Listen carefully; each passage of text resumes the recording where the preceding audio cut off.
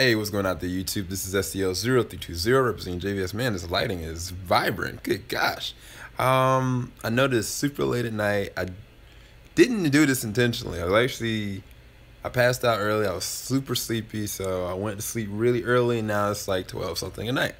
I will be talking about a specific scene in Spider-Man Homecoming. I had the luxury of seeing it yesterday. It was epic. I gave it an 8.5 out of 10. The way that I'm going to describe this scene, though, I'm not going to leave any kind of spoilers to it. I'm going to go more in depth when we do our live discussion and our spoiler review for Spider-Man once Joe sees it. Believe it or not, Joe, me, we're the Spider-Man fan. We are fans of Spider-Man. So, as you can see here, got the original trilogy, got this, heck, even got, Amazing Spider-Man #2.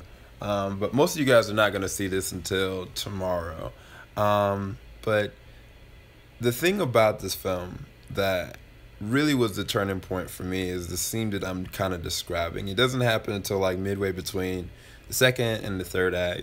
And I'm not going to describe what happens in the scene. I'm just going to describe to you what I felt in the scene. I think that's the best way of servicing this the best.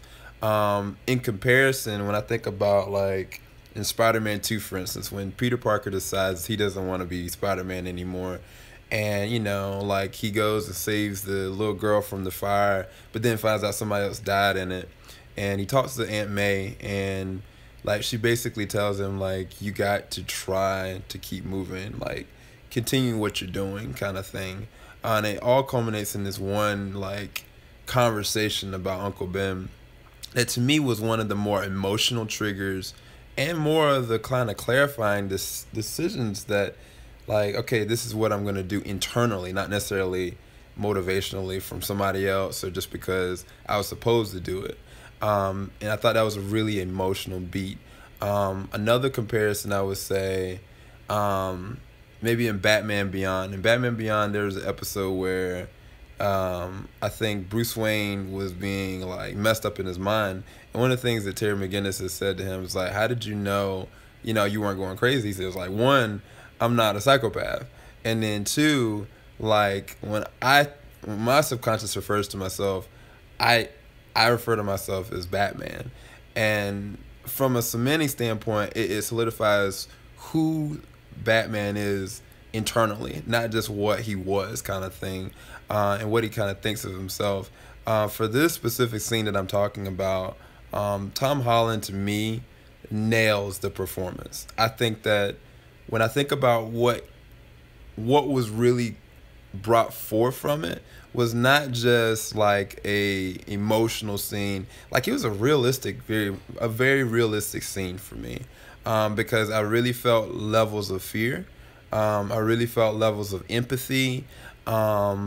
When the line delivery was happening, I was like, wow, this is that emotional trigger that for me to be on board with Tom Holland, I needed to see, that vulnerability come out from him. But because I think that for him, like, I think he's got the quick wit. I think he's got the acrobatic ability. I know he's a great actor.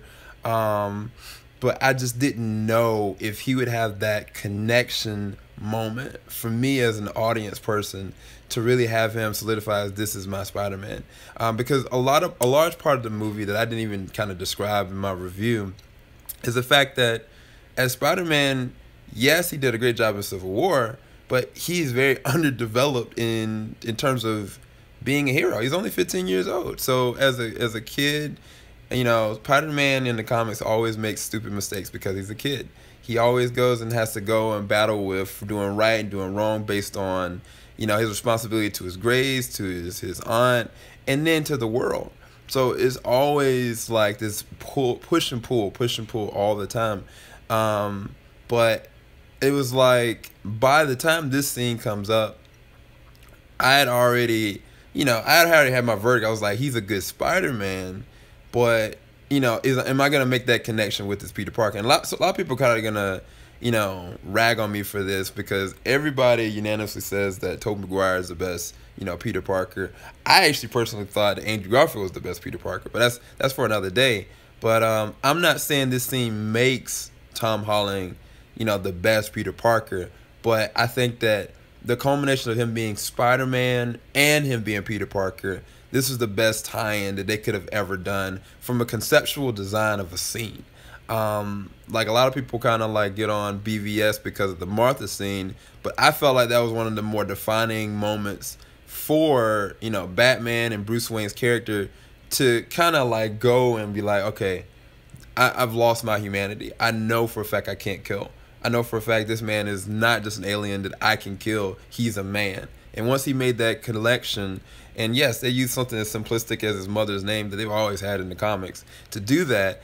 That was one of the turning points in the film. A lot of people pick on it, but for me, I was like, that was one of those emotional beats. I was like, this is that moment. And for Spider-Man Homecoming, for me, that was the moment that I was like, this is a really good movie, because now I've made Tom Holland a connection to the Spider-Man character that I love, because I felt the vulnerability. I felt the acting performance come through very well established. The scene design was perfect, and it was very, very believable. It's very visceral as much as it was very believable. And I know a lot of you guys are in here kind of like, tell us more, explain it more. I think the proof is in the context of what I've been saying. If you look at, you know, some of the examples I've given, you know, you can kind of ascertain some of what I'm saying, but I will not spoil this movie. I will not spoil this scene, because to me, the scene is as essential as, I don't know, like when Spider-Man 2 and like Peter Parker is about to confess to Mary. No. He actually turned down Mary Jane, and then the car flew through the window, you know, and then he put down the glasses and became Spider-Man. It's one of those, you know, epic kind of moments that either makes or breaks, you know, the remaining foundation of the film. And I think some people are gonna not necessarily like the third act of the film, because they might say it might drag on a little too long. But for me, I actually really enjoyed Spider-Man Homecoming. Again, I gave it an 8.5 out of 10, but part of the real reason that gave it an 8.5 out of 10 for me was not just Michael Keaton's acting performance, which he did a great job as Vulture, not just like, you know, the John Hughes-esque,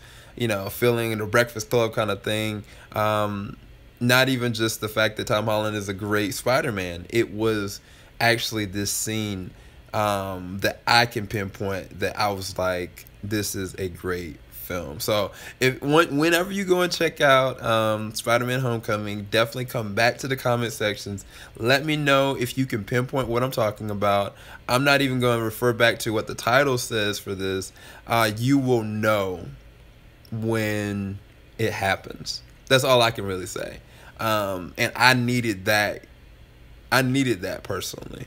Like, as a Spider-Man fan, as a petitioner for, you know, Spider-Man being a part of the Marvel Cinematic Universe, and just in general as a lover of, you know, Spider-Man, like, I personally needed that scene to help rally me behind what Tom Holland was trying to do. And I think that for me, it was just the make or break kind of thing, and it just worked. And so that's the best I can kind of describe. I hope it wasn't too vague for you guys. Again, I was not gonna spoil anything. I'm not gonna say anything more, and I just wanted to kind of like output to you guys how much that scene meant to me, because I'm curious to see if any of you guys connect the same exact way.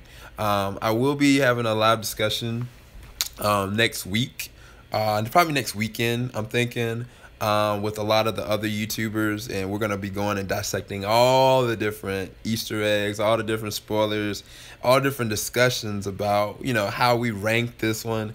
I'm not going to go into a ranking game. I'm going to leave that for another video. My whole purpose of this video was really just to kind of gush about the scene that kind of made or break, you know, Spider-Man Homecoming for me. But anyway, I don't know if anybody's in the chat right now. Dwayne Jordan, I cannot comment on that. I'm going to leave that for the live discussion. If I had to say anything personally, I would say that I really enjoyed Zendaya's performance in the small amount of scenes that she was in. But again, Michael Keaton was the one that stole the show for me. But I might be a huge bias because the first movie I ever saw was 1989 Batman. But it was like when he was the Vulture in and outside the costume, he freaking nailed it. And you guys are not going to be disappointed. Matter of fact, I'll say that this is, if not the second best villain in the MCU, personally, in my opinion. And of course, Thanos is gonna be that number one spot, but we'll see. We'll see where it goes. Again, I gotta go. Hope y'all enjoyed this random riff. I can't believe it's like 13 of you guys. Hopefully I didn't, allude to too much. Hopefully I didn't spoil anything. That was the thing that I was like trying to be really careful with my words, but also giving you guys context as to why this scene meant so much to me and describing it without spoiling too much of it. Either way, keep it locked. JVS, we ain't gonna stop. Definitely check out Spider-Man Homecoming come July. I think it's the 6th. It's either 7th or the 6th. I think it's the 6th. And let me know in the comment section below when you go and check it out. And come back, because we're definitely going to be doing a spoiler review. We're definitely going to be doing a live discussion. Peace, everybody.